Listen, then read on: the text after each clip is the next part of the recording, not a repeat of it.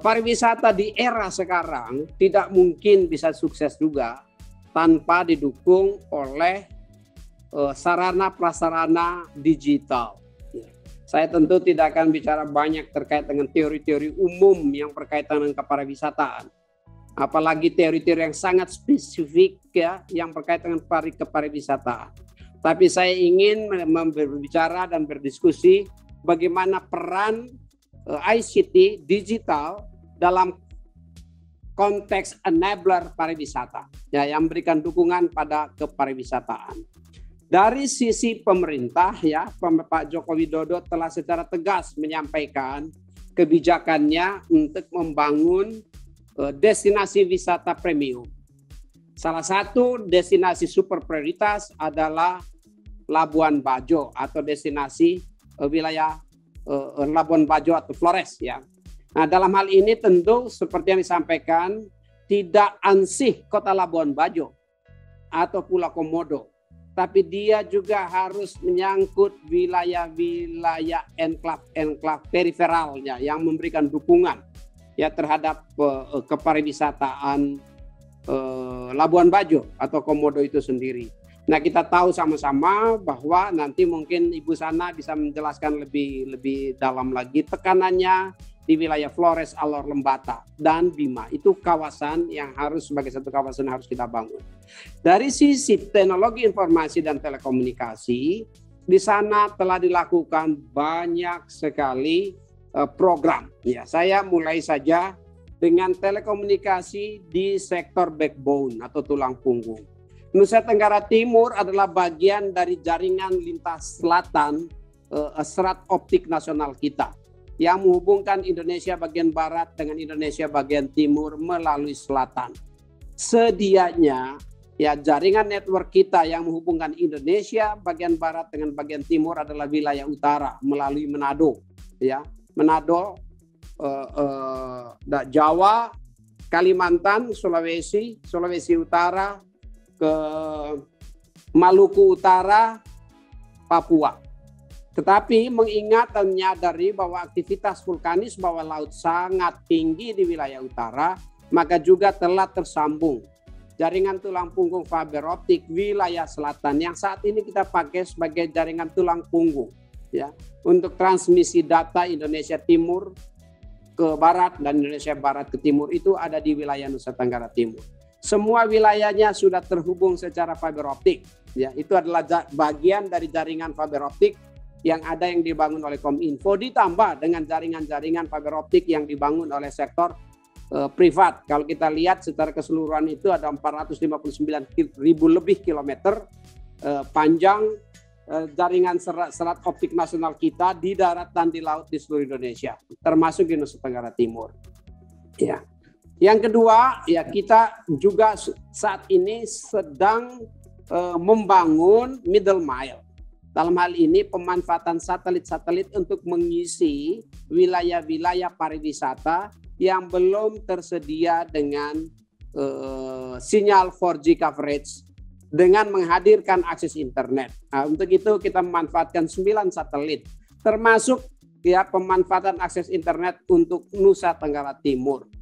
Ada banyak sekali wilayah di Nusa Tenggara Timur yang kita sudah hubungkan dengan memanfaatkan jaringan atau perangkat satelit, ya, untuk pemenuhan kebutuhan akses internet bagi rumah sakit, fasilitas layanan kesehatan, bagi sekolah-sekolah, kantor-kantor desa yang menjadi titik-titik depan aktivitas masyarakat, ya, aktivitas masyarakat. Yang berikutnya, ya, kita akan membangun satu satelit multifungsi yang nanti akan ditempatkan di orbit pada akhir tahun 2023 dengan kapasitas 150 gigabit per second.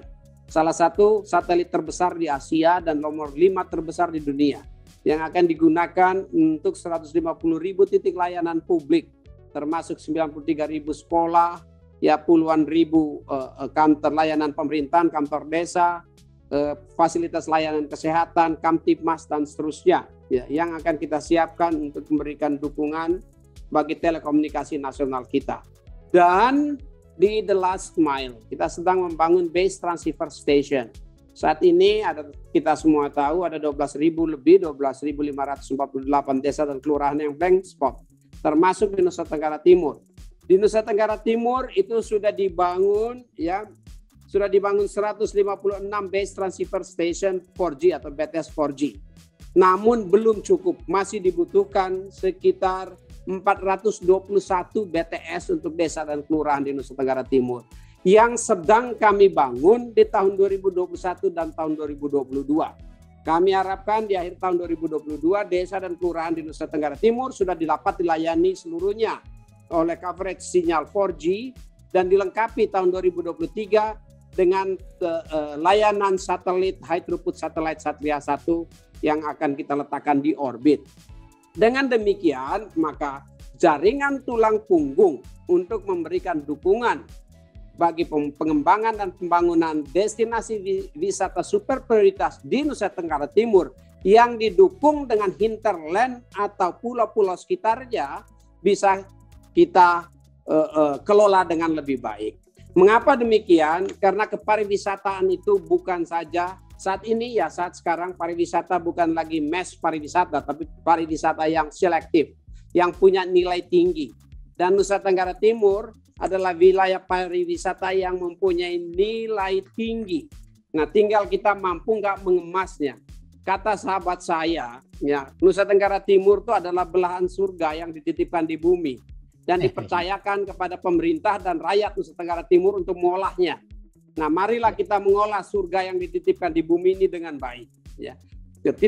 Kelolahkanlah itu dengan baik. Nah, setelah kita menyiapkan sarana infrastruktur ini tentu ada tujuannya. Sarana infrastruktur TIK atau digital ini harus bisa digunakan dan dimanfaatkan oleh masyarakat. Setidaknya oleh UMKM, oleh ultramikro, oleh artisan, oleh produk-produk yang dihasilkan secara lokal yang memberikan nilai tambah bagi industri pariwisata di Nusa Tenggara Timur. Ini prinsip dasar bahwa kebutuhan kepariwisataan itu disuplai dari Nusa Tenggara Timur. Untuk itu kita butuh ketersediaan talenta digital yang memadai di sana. Tidak mungkin hasil produk-produk karya masyarakat Nusa Tenggara Timur, UMKM dan ultramikronya bisa masuk di dalam e-commerce atau marketplace kalau tidak tersedianya talenta digital atau SDM digital yang memadai. Kominfo menyiapkan program-programnya banyak sekali. Tahun ini Gerakan Nasional Literasi Digital itu melibatkan 13 juta rakyat.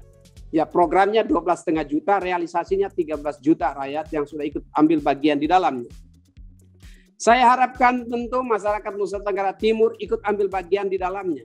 Saat ini sangat minimal. Saya diberikan laporan bahwa dari 13 juta yang kita sediakan tidak sampai 300.000 dari Nusa Tenggara Timur. Ini sangat minimal, bahkan hanya 207.000 saja. Dan ini saya kira akan memberikan kesulitan tersendiri kita untuk industri pariwisata kita apabila masyarakat di Nusa Tenggara Timur mempunyai kecakapan digital yang lemah. Program literasi digital ini mempunyai 4 kurikulum di dalamnya yang berkaitan dengan digital skills, digital ethic, digital safety, dan digital culture. Dengan demikian kita inginkan agar nanti pemerintah bersama pegiat-pegiat sosial di Nusa Tenggara Timur untuk mendorong agar gerakan yang berbasis rakyat ini betul-betul diikut sertakan rakyat mengambil bagian secara masif di dalamnya.